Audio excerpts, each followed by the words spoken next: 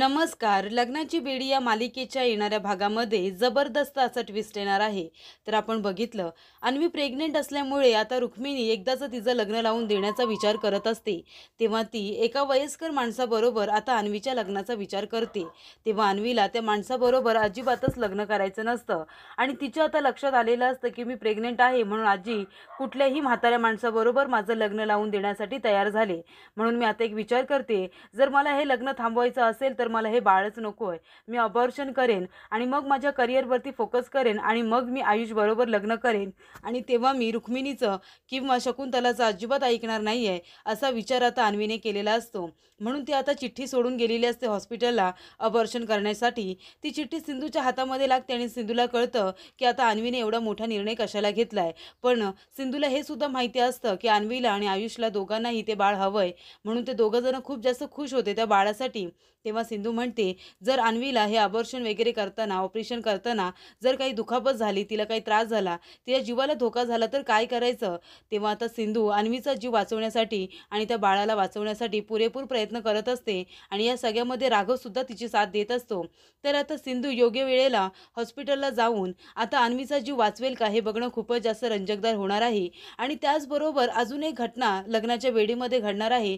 ती म्हणजे अशी की आयुष आता किडनॅप होणार आहे. आयुषला कोणीतरी किडनॅप करणार आहे आणि त्याचा आरोप शकुंतला, रुक्मिणी आणि सिंधूवरती टाकते. ती म्हणते की माझ्या आयुषबरोबर तुमच्या अन्वीचं लग्न लावून द्यायचं आहे ना, म्हणूनच तुम्ही माझ्या मुलाला आयुष रावांना किडनॅप करून ठेवलंय ना.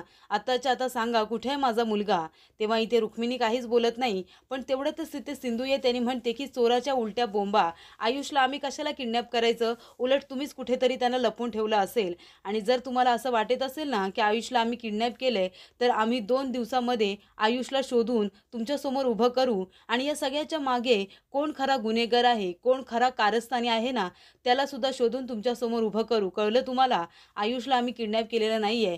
पण तरीसुद्धा तुम्हाला जर तसं वाटत असेल, तर आम्ही 2 दिवसामध्ये आयुषला शोधू, असं सिंधू आणि राघव म्हणत असतो. तर आता सिंधू आणि राघव दोघंजणं कामाला सुरुवात हे करतातच. तेव्हा इथे बोलत असताना आता शकुंतला घरी आलेली असते आणि बोलता बोलता ती एका गोष्टीचा अजून एक खुलासा करते. ते म्हणजे अन्वी प्रेग्नंट आहे हे सत्य तिला कुणीही सांगितलेलं नसतं, पण ते सांगितलेलं असतं मधूने. तेव्हा सिंधू विचारते, तुम्हाला कुणी सांगितलं होतं अन्वी प्रेग्नंट आहे ते? आम्ही तर तुम्हाला कुणीही सांगितलं नव्हतं. मग तुम्हाला हे सत्य कसं काय कळलं? आणि जर तुम्हाला माहिती होतं तर मग तुम्ही आमच्या घरी कशा काय आलात? तेव्हा इथे शकुंतला म्हणत असते की मला आधी माहितीच नव्हतं की अन्वी प्रेग्नंट आहे ते. इथे आल्यानंतर तुमची ती खुर्चीवरती बसलेली सून आहे ना, तिने मला हे सगळं सांगितलं आणि तिने मला सुद्धा सांगितलं नाही. मी ज्या रूममध्ये गेले होते ना माझी साडी धुवायला, त्या रूमच्या बाहेर बसून ती हे सगळं बोलत होती. तेव्हा मी हे सगळं ऐकलंय. आता खुर्चीवरती बसलेली सून म्हणजे एकटी मधूच आहे हे सगळ्यांनाच कळतं आणि तिने हे सगळं सांगितलं.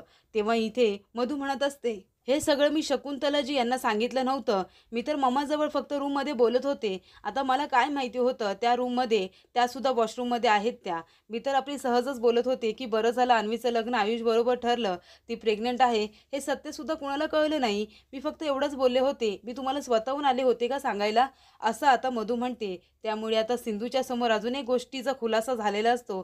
ते म्हणजे शकुंतलाला हे मधूने सगळं सांगितलं होतं, नाहीतर रुक्मिणीने या सगळ्याचा आळ सिंधूवरती घेतलेला असतो. त्यामुळे सिंधूच्या आता एक गोष्ट लक्षात आलेली असते की कुठे ना कुठेतरी या कारस्थानामध्ये मधुताई तर इन्व्हॉल्ड नाही आहेत ना, अशी शंका आता सिंधूच्या मनामध्ये आलेली असते. तिच्या मनामध्ये शंकेची पाल आता चुकचुकलेली असते आणि म्हणूनच ती या सगळ्या परिस्थितीचा पुन्हा एकदा विचार करायला लागते. तर आता सिंधू अन्वीला हॉस्पिटलमधून कसं काय बाहेर काढते आणि त्याचबरोबर ती शकुंतलाचा गैरसमज कसा काय दूर करते की तिने, रुक्मिणीने आयुषला किडनॅप केलेलं नाही आहे हे सत्य ती तिच्यासमोर कसं काय आणते, हे सगळं आता आपण सविस्तरपणे बघणार आहोत. तर जेव्हा आता अन्वी घर सोडून जाते हॉस्पिटलमध्ये अबॉर्शन करण्यासाठी, तेव्हा त्यांना कळत नसतं की अन्वी नेमकं कुठल्या हॉस्पिटलला गेलेली आहे. तेव्हा राघवसुद्धा सिंधूची मदत करत असतो. तिचं लास्ट कॉल लोकेशन हे चेक केलं जातं. तिचं लास्ट लोकेशन ट्रेस केल्यानंतर राघवच्या लक्षात येतं की जवळच्याच हॉस्पिटलमध्ये अन्वी आहे. ते आता सिंधूला कळल्यानंतर सिंधू आणि राघव दोघे लगेचच अन्वीचा जीव वाचवण्यासाठी तिथे पोहोचतात. तर अन्वीला आता ऑपरेशन थिएटरमध्ये घेऊन जातच असतात. तेवढ्यातच तिथे सिंधू जाते आणि अन्वीला थांबवते आणि तिला म्हणते की अन्वी, एवढा टोकाचा विचार करायची काहीच गरज नव्हती. माझ्यासाठी हे सगळं का करतेस तू? तेव्हा इथे अन्वी म्हणते की नाही, या बाळामुळे आजी माझं एका म्हाताऱ्या माणसाबरोबर लग्न लावून द्यायला तयार झाले. मला त्याच्याबरोबर लग्न करायचं नाहीये. माझं फक्त आयुषबरोबरच प्रेम आहे आणि मला त्याच्याबरोबरच लग्न करायचं आहे. तेव्हा सिंधू म्हणते, "तू चल माझ्याबरोबर. तुझं लग्न आयुषबरोबरच होईल."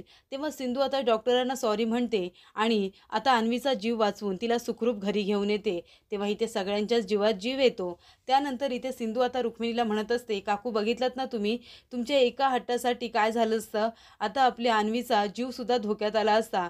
तिने ह्या बाळाला जन्म देण्याचं ठरवलं होतं, पण तुमच्या एका चुकीच्या निर्णयामुळे ती त्या बाळाला संपवायला निघाली होती.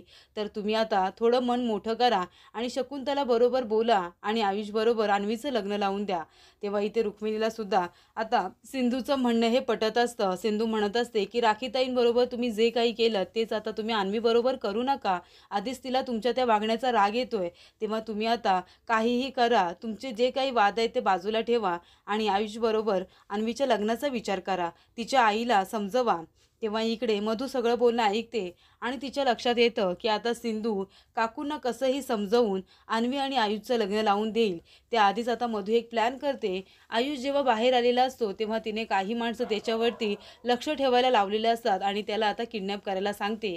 तेव्हा मधूच्या सांगण्यावरून तिच्या माणसाने आयुषला किडनॅप केलेलं असतं. तेव्हा इथे आता शकुंतला येते आणि म्हणते, "काय गं रुक्मिणी, मी माझ्या मुलाचं लग्न तुझ्या नातीबरोबर लावत नाहीये, तर तू आता माणसं पाठवलीस का माझ्या मुलाला किडनॅप करण्यासाठी? त्या सिंधूला सांगितलेस ना माझ्या मुलाला किडनॅप करायला?" कारण जेव्हा अन्वीला शोधायला सिंधू बाहेर पडते, तेव्हा आयुषसुद्धा तिच्याबरोबर बाहेर पडलेला असतो. पण त्यानंतर आयुषला किडनॅप करण्यात आलेलं असतं. तेव्हा इथे सिंधू येते आणि म्हणते, की "चोराच्या उलट्या बोंबा, तुम्हीच काय इथे येऊन विचारताय की आयुषला किडनॅप केलंय का? कशावरून तुम्ही किडनॅप केलं नसेल?" तेव्हा शकुंतला म्हणते, "मी का माझ्या मुलाला किडनॅप करू? मी असं काहीच केलेलं नाहीये. उलट तुम्ही केलं म्हणून तर मी तुम्हाला जाब विचारायला आली आहे." तेव्हा सिंधू म्हणते, "मी सुद्धा काहीही केलेलं नाहीये. तुम्ही एवढा मोठा आरोप आमच्यावरती करू नका आणि जर तुम्हाला तसं वाटत असेल ना, तर मग मी 2 दिवसामध्ये आयुषला शोधून काढेन आणि तुमच्यासमोर उभं करेन." तेव्हा राघव म्हणतो, "या सगळ्याच्या मागे कोण खरा गुन्हेगार आहे ना, ते सुद्धा लवकरात लवकर शोधून तुमच्यासमोर उभं करेन. कारण आम्ही असं काही कारस्थान केलेलंच नाहीये. आमच्यावरती असे वाईट संस्कार झालेले नाहीयेत." तेव्हा इथे सिंधूसुद्धा म्हणत असते, "तुम्ही जर एवढा मोठा कांगावा केला नसता, जर अन्वीचं आणि आयुषचं लग्न लावून दिलं असतं तर काय झालं असतं? ती प्रेग्नंट आहे म्हणून काय झालं? पण तुमच्या मुलाची चुकी आहे ना त्याच्यामध्ये. तुमच्या मुलामुळेच ती प्रेग्नंट आहे." तेव्हा शकुंतला म्हणते, "हे सत्य जर तुम्ही मला सांगितलं असतं ना, तर मला एवढा राग आला नसता. पण बरं झालं ती खुर्चीवरती बसलेली तुमची सून आहे ना, ती रूममध्ये हे सगळं बोलत होती आणि तेव्हा मला हे सगळं कळलं." तेव्हा आता शकुंतलाने खूप मोठ्या गोष्टीचा खुलासा केलेला असतो. ते म्हणजे मधूने हे सगळं तिला सांगितलेलं असतं. हे सत्य ती आता सगळ्यांसमोर बोलते. तेव्हा सगळ्यांचा गैरसमज दूर होतो. सगळ्यांना असं वाटत असतं, की सिंधूने सांगितलेलं आहे शकुंतलाला, पण आता मधूचं कारस्थान हे शकुंतलाने उघडं केलेलं असतं. तेव्हा सगळेजण शकुंतलाकडे बघतात आणि तिला विचारतात, "हे सगळं मधूने सांगितलं होतं का?" तेव्हा ती म्हणते, "हो, मधूच रूममध्ये बोलत होती की बरं झालं अन्वी प्रेग्नेंट आहे हे सत्य शकुंतलाजींना कळलं नाही." तेव्हा इथे आता सिंधूला कळलेलं असतं, की या सगळ्याच्या मागे कोण आहे आणि मधूचं कारस्थान सिंधू आणि राघवच्या लक्षात हे आलेलं असतं.